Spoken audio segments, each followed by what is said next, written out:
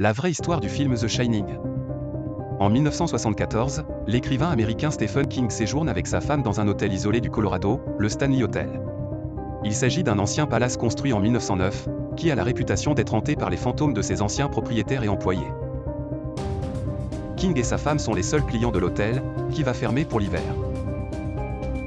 Ils sont logés dans la chambre 217, où une femme de chambre avait été gravement blessée par une explosion de gaz en 1911. Elle avait survécu, mais son esprit serait resté dans la chambre.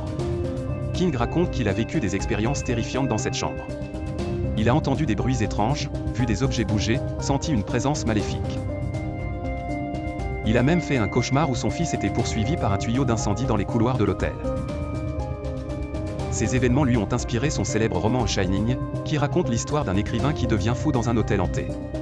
Le roman a été adapté au cinéma par Stanley Kubrick en 1980, avec Jack Nicholson dans le rôle principal.